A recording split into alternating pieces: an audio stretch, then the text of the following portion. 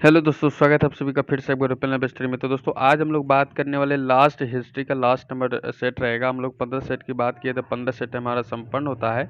और यहाँ पे 6 जून को जो एग्ज़ाम होना है थोड़ा सा डिले हो सकता है कि ये एग्ज़ाम पोस्टपोन्ड हो जाए बेटा। फिलहाल तो हम लोग 6 जून को ही लेकर चलना है, क्योंकि किसी प्रकार कोई न्यूज़ नोटिफिकेशन जारी तो नहीं हुआ है, इसलिए मेरा यही टारगेट रहेगा।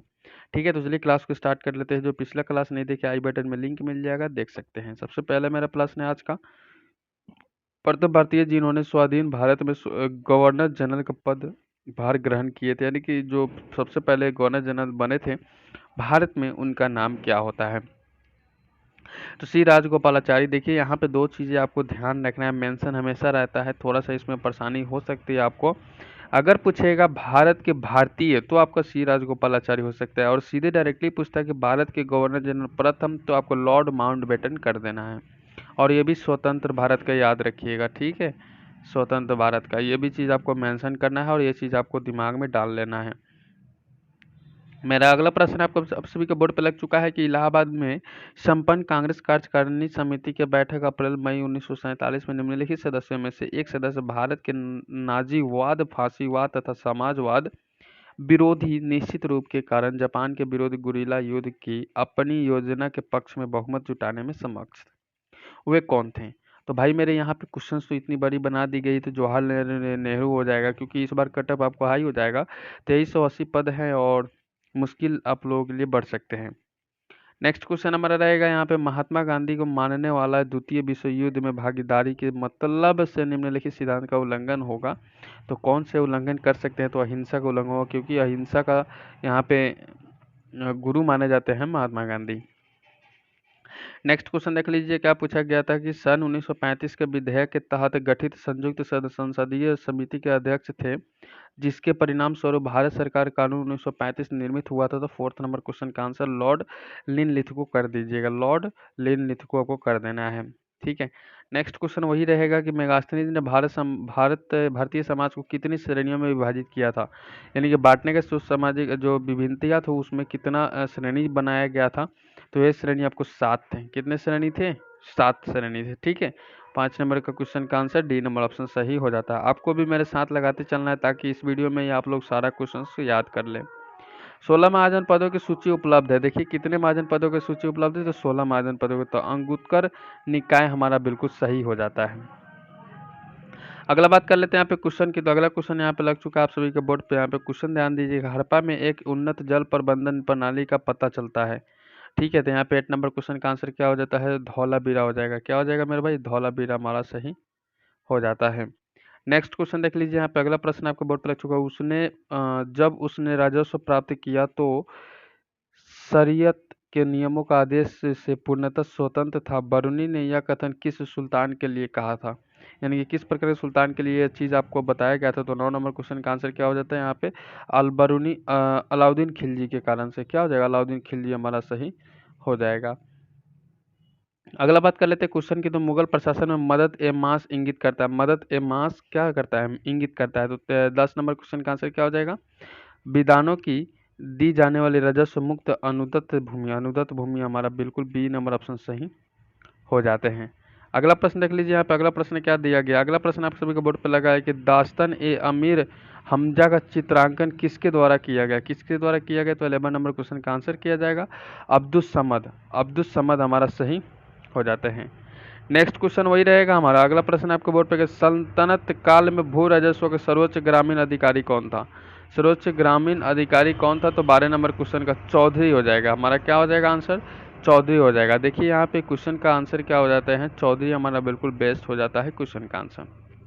इसमें सबसे ज़्यादा इसमें अहम भूमिका किसका था? तो अलाउद्दीन खिलजी का भी इसमें अहम भूमिका इसमें निभाने का सल्तनत में था।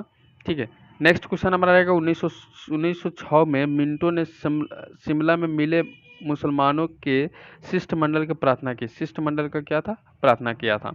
तो ये डेट मेंशन रहेगा 1 आप लोगों के लिए अक्टूबर। ठीक है, 1 अक्टूबर 1906 कर दीजिएगा यहाँ पे। तो यहाँ पे सबसे इनका नेतृत्व, मुसलमानों का नेतृत्व किसने किया था? तो मुसलमानों का नेतृत्व आगा खां के द्वारा किया गया था। अब यहाँ पे बात कर लेते हैं यहाँ पे 13 नंबर क्वेश्चन की। तो यहाँ पे मुसलमानों के लिए पृथक निर्वाचन का योग के लिए यहाँ पे ये चीज़ उठाई गई थी, आवाज़ उठाई गई थी कि अलग एक प्रकार का देश बनाया जाएगा। नेक्स्ट क्वेश्चन है कि नागरिक सेवाओं के लिए प्रतियोगी परीक्षा प्रणाली को सिद्धांत स्वीकार किया गया। क्या दिया गया? सिद्धांत स्वीकार किया गया। तो 14 नंबर क्वेश्चन का 1853 कर देना है। अगला प्रश्न देख लीजिए यहाँ पे। अगला प्रश्न आप सभी के बोर्ड पे यहाँ पे कि राजा राम मोहन राय द्वारा ब्रह्म समाज की स्थापना की गई थी। ब्रह्म समाज की स्थापना की गई थी। तो 15 नंबर क्वेश्चन कहाँ से क्या? 1828 ईस्वी में ब्रह्म समाज की स्थापना किया गया था। ये चीज़ आपको याद रखना है। ब्रह्म समाज की स्थापना किसके द्वारा किया गया था? तो राजा राम मोहन राय के द्वारा। जरूरी नहीं है कि आपको ब्रह्म समाज पूछ सके, आपसे प्रार्थना समाज भी पूछ सकता है। देन आपको दोनों चीज़ आपको याद रखना है, मेंशन रखना है दिमागों में।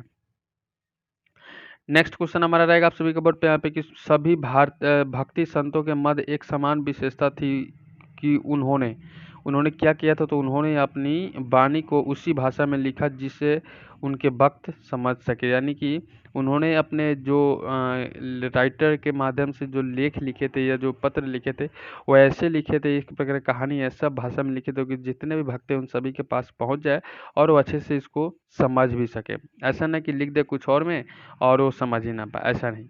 मुगल प्रशासन में मुहतसिब था। देखिए मुहतसिब था मुगल प्रशासन में, ठीक है। मुगल प्रशासन की बात कर ली जाती है तो हमारा आंसर क्या हो जाता है? लोक आचरण अधिकारी। क्या हो जाएगा? लोक आचरण अधिकारी हमारा सही हो जाता है। अगला देख लीजिए, अगला क्वेश्चन क्या बना है। अगला क्वेश्चन बना है आप सभी के लिए कि अलाउद्दीन खिलजी के आक्रमण के समय देवगिरी के शासक कौन था? किसका शासक? तो देवगिरी के शासक कौन था? तो 18 नंबर क्वेश्चन का रामचंद्र देव था आपका आंसर, रामचंद्र देव। ठीक है।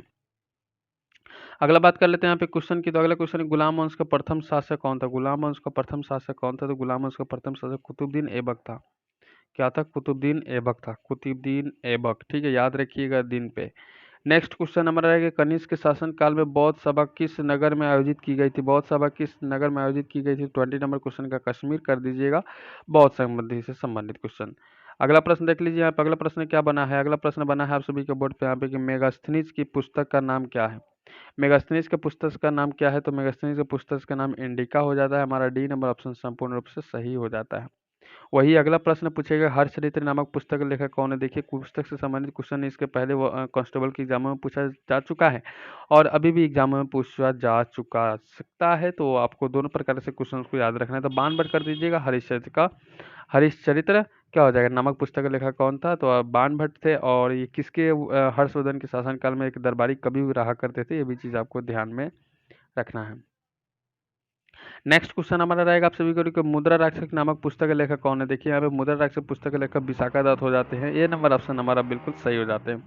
इसके साथ ही आपको देवी चंद्र गुप्त ऐसे क्वेश्चन नाटक भी लिखे गए हैं इन्हीं के द्वारा। ठीक है।